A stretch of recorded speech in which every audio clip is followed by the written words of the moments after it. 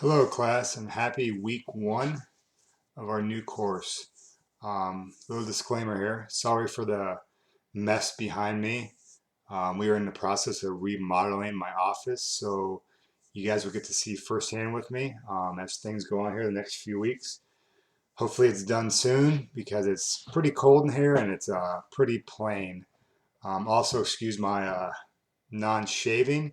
As I've mentioned in my introductions, I am currently on the front lines now as a paramedic with the fire department. So um, with this new COVID-19, um, we are getting a little bit of lack of sleep right now, but we'll make it through it. It's all in God's hands. So anyways, Western civilization. I do believe Western Civ should be relevant today, and it is very relevant today. And it should be with our children, our younger generations coming up through the academia. However, with that being said, Western Civ and academia today is dying and it's becoming totally irrelevant. It's being taken out of our universities and high schools. So real quick, I'm just going to take a little bit of a different turn on this and just discuss the lack of Western Civ in our schools and why it should be important. 1988, there was a saying at Stanford during a protest by the students who wanted to dismantle their Western culture courses in their universities. So the saying went for about a year. It went, hey, hey, ho, ho, Western culture's got to go. And unfortunately, that was the beginning of the end of Western Civ at Stanford, as well as most other universities throughout the country. Um, so, is this sufficient for our children in today's academia?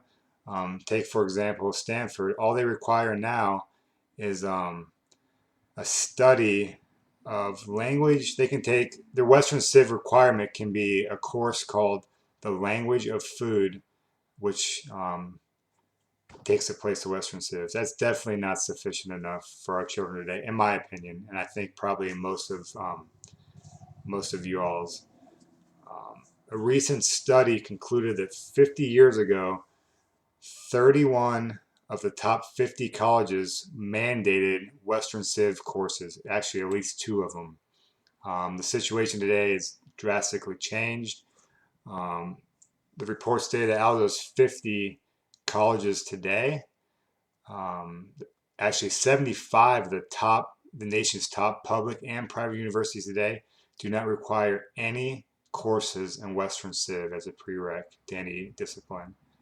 Um, this is unfortunate because our children today will never learn the importance of studying Western Civ other, unless they have a historian as a father or a mentor, of course, that can, bring them up, knowing the importance of Western Civ in the past. Um, but of course, my belief is Western Civ does exist. Tell my children all the time.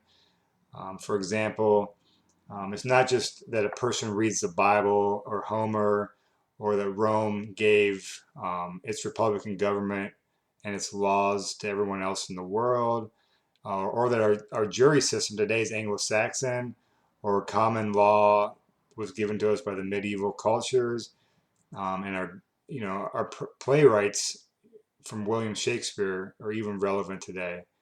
Um, the fact of the matter is, what I just stated is every generation since Rome, actually since Greece, um, to the present has continuously added to the culture following them. Um, just as in America, our founding fathers built our republic upon the foundations that we live by today 2,000 years ago. Um, just real quick, let's consider the Pledge of Allegiance. Everyone knows the Pledge of Allegiance. I pledge allegiance to the flag. Um, Without Western Civ, you'd have no idea what that means. You need to understand Western civilization from 3,000 years ago through history to know what the words allegiance, republic, nation, God, liberty, and justice all mean. Um, the pledge, the Pledge of Allegiance, as a basic example, means nothing without if we forget our history. Um, our local high school, for example, only offers 1 year of history. It's actually 1 year of world history condensed into 1 year, and that's all that's required to learn all the cultures and civilizations of the world. Um, it's not enough. Um, they're teaching pluralism, that all cultures are the same, which is obviously not true as well. And pluralism, is a whole nother animal on its own. Um, so in closing, I mean, you could go on forever. Um, today, it seems like with the studies that today's higher education does not care about these studies at all. Um, they've already moved on the new rationales to explain why Western Civ courses must be destroyed. The Western Civ courses can only be reinstated by the tenacious efforts of alumni and taxpayers, citizens, state legislators, and us. Future historians now that are coming through the system that are willing to take a stand and teach our students, the importance of Western Civ.